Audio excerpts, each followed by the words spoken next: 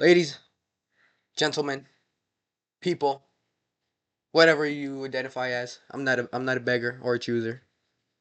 I just come as a guy who wants to talk about wrestling. I'm here to talk about Monday Night Raw. So let's get raw with it.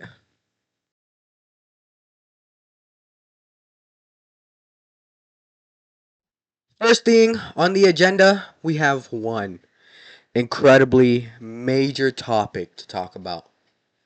And yes, you've guessed it. TKO.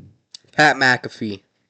The greatest punter alive that pretends he's a Hall of Fame quarterback. That acts like he is a caliber of a Hall of Fame quarterback. Invading the show. Now we had Cody Rhodes explain why that was a dumb decision, making us wonder what really is happening. What's blurring the lines? What's WWE saying stuff? What's TKO saying stuff? What's the corporate business idea behind all this show? And tonight we had CM Punk go out there, start first off talking about Roman Reigns, their match at WrestleMania.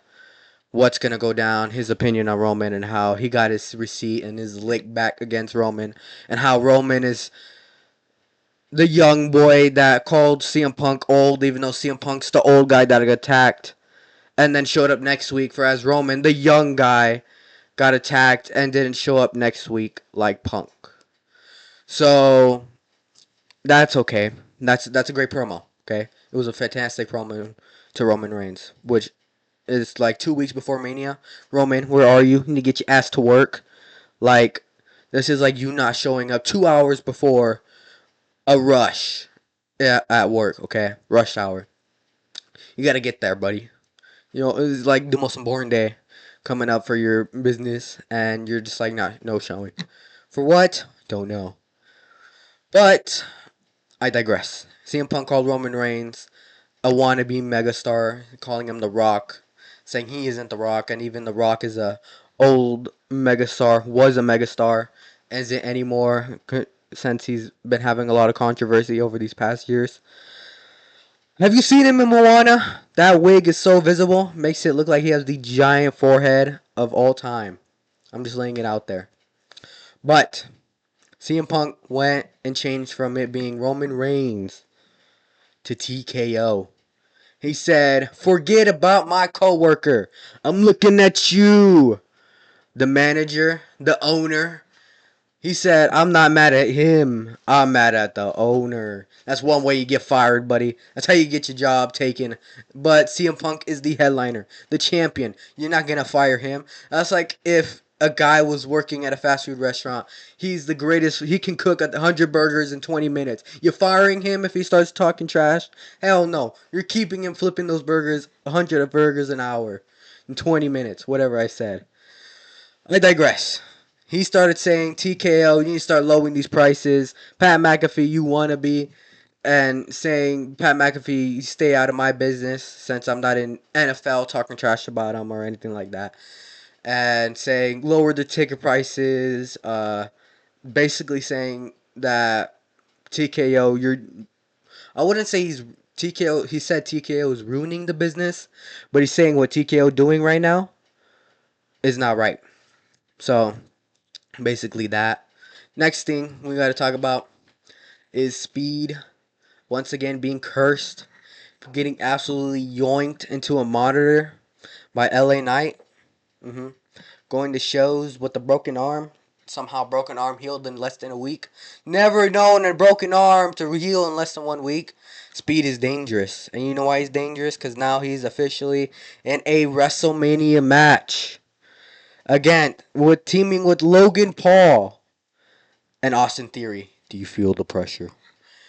And they're going up against main event Jey Uso, the other Uso, and LA Knight, the megastar, the yeeter himself, the true yeeter, the man who yeeted Speed into the monitor. I mean, the only thing everyone really is excited about this match is whether or not if Speed can actually wrestle. Because Speed is known for somehow being uber athletic at everything. Let's see if he can get in the ring and wrestle. He has the stamina in him. So, next thing on Monday Night Raw, we had Finn Balor versus JD McDuffie, the forehead himself, the bobblehead. At some point, they gotta call him the bobblehead, right? He has to accept that name. And before that could happen, we had Dominic Mysterio attacking Finn Balor. Finn Balor being blindsided, and Finn Balor getting absolutely stomped by JD and Dominic as they were putting absolute pound to pound on him. Okay. And later on in the night, we had a vignette, Finn Balor saying to Dominic, I should have expected that. But let me tell you something. I taught you everything that you know, every dirty trick in the book. But there's one side he never showed him. And it's his demons. So probably hinting Finn Balor is bringing back the demon. Which, how the hell did Dominic not know the demon? You've been with him for 4 years. You never seen his demons. You were in the Judgment Day when he was the demon. What? That's like if a friend, like one of your best friends, ended up like, I don't know, having a drug addiction in the past, and you were there for like the final like 1 week of them having the drug addiction, and then 4 years later they're just like, and they start getting on drugs again, and they're like, oh, you don't know anything about this, and you're just like, I didn't know you took drugs. Like, wow, completely, I don't know. Next thing on the agenda is AJ Lee versus Becky Lynch. They had a little cool sit down with each other. Becky Lynch telling AJ that she's gonna embarrass her, that a WrestleMania is AJ Lee's hometown, basically her home, and then AJ not showing us her old school talking way, like how normally she's talking like a millennial. Now instead, she said to Becky, she just went completely serious, telling Becky that she is your favorite wrestler's favorite wrestler, and that she's in Becky's head. Becky lost to AJ multiple times, and AJ basically told Becky that whenever you go home, you tuck your daughter into bed, you sing her good night, or you read her a bedtime story, and you ask her, "Who's your favorite wrestler?" She's gonna say AJ Lee and not Becky Lynch, which is cold. Imagine going home and your son or your daughter tells you that their favorite person is the person you hate the most. Their favorite, like if you hated an aunt or you hated a friend, and they said, I love that person. How would you feel? I'd be pretty heated. Next, we had Seth Rollins go out there, hype up the crowd, showing that he's still one of the most over people in wrestling. He is still one of the biggest things in WWE has. And then he assumes Gunther is out there with Paul Heyman as a deal, like a business deal, which I'm pretty sure everyone thought was the truth. But instead, Gunther goes out there and just starts beating up Seth again, making everyone wonder, like, oh, yeah, it totally is just that. But then what we get is Gunther heading backstage. Paul Heyman tells him, thank you. I don't know why you did that, but thank you. Showing us that Paul Heyman didn't give him money to attack or have Gunther attack Seth. Making us go, what? What the hell? Why not? What is going on here? And Gunther says, you owe me a lot more than a thank you. If I'm Brock Lesnar, I'm running away, buddy. That means Gunther is going to retire Brock Lesnar. I'm telling you right now. Brock, if I'm you, I'm running. You're next. He basically Goldberged your ass. He said, you're next. So I'm guessing that's what he meant to Paul Heyman. After that, we had the Penta match with Javon Evans and Dragon Lee versus the Americanos. Fantastic match. Showing once again why Penta, Dragon Lee, and Javon Evans are the future of the mid card division. Okay? They are going, dude. I need those three to start having a trilogy right after WrestleMania to where it pays off in a triple threat. Either at Backlash, or either at Clash in Italy, and then it ends in a triple threat. That would go absolutely nutty. And I guess you can throw Rey in there because we had Rey Mysterio returning. You know what's the funny, ironic thing about all this? Rey Mysterio. We gotta talk because everyone guessed that you were the next person Gunther was most likely retiring. Everyone guessed it, and I'm pretty sure WWE is probably gonna ask you about it too. You wise old man. You said you were injured, but we all know you were just waiting for Gunther to have something else. Because as soon as Gunther gets a match with Seth Rollins, oh, I am ready to go again. My knee, my rib, whatever it was injured, is healed completely.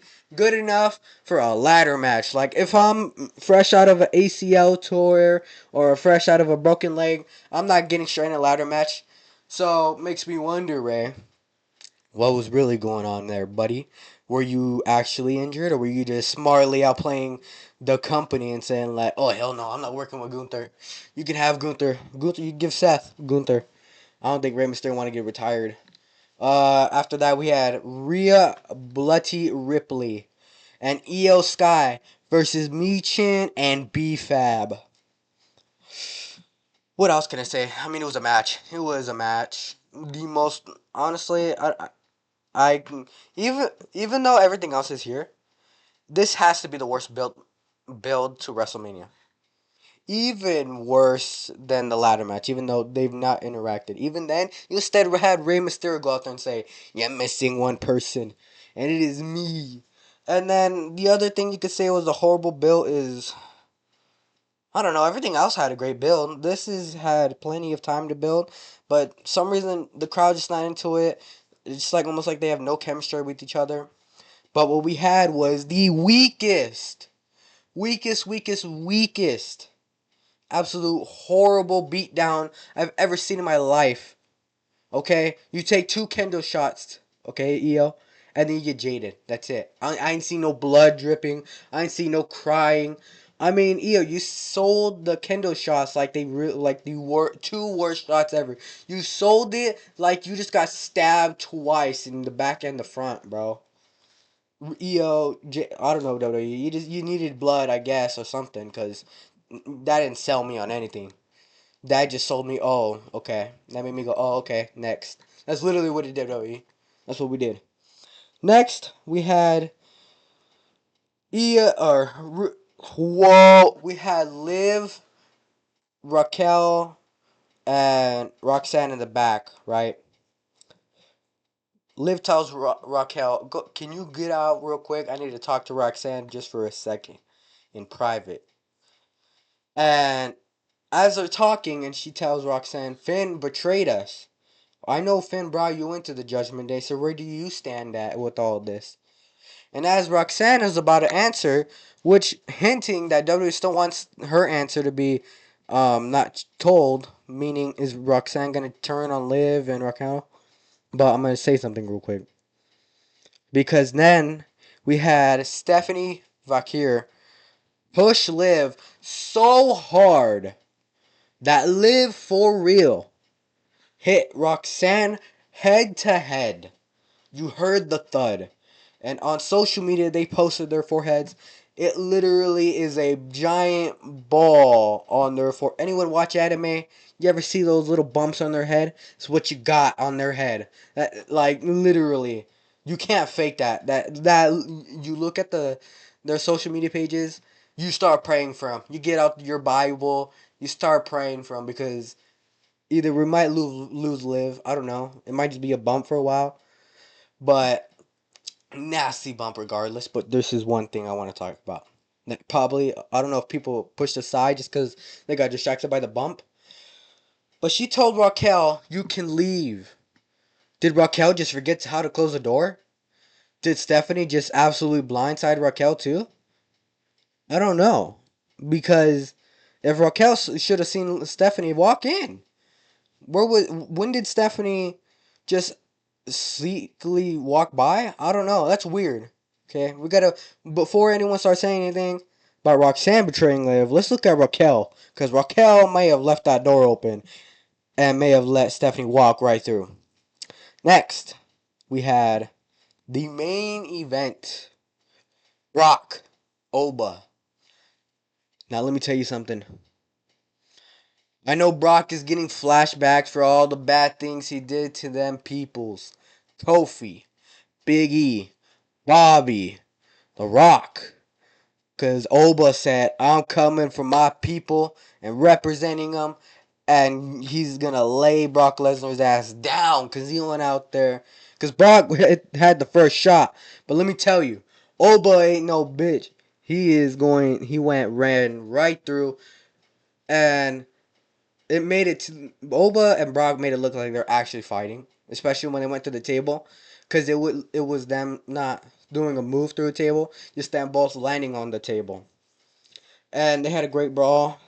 And I gotta talk about something real quick because it made me die laughing actually in person.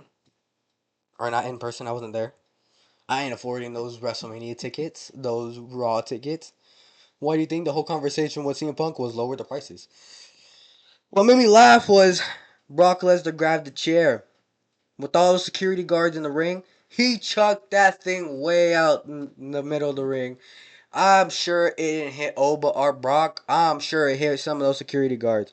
I know security guards probably mad in the back, but couldn't say anything because I'm pretty sure that chair hit someone in the back of the head. And then when Oba threw it back, I'm sure that hit someone in the calf. And if I'm working with WWE and that hit me in the calf, I'm throwing that chair back myself. For real. I'm going off script and I'm throwing that back Oba or Brock. You know, I take that back. Oba and Brock are two scary human beings. I'm taking that and walking out. Anyways, ladies and gentlemen, that is the video. That's your recap. That is Raw, which we all love. This is weekly. Uh, I guess it was a great show, especially for WrestleMania season. But again, I say goodbye.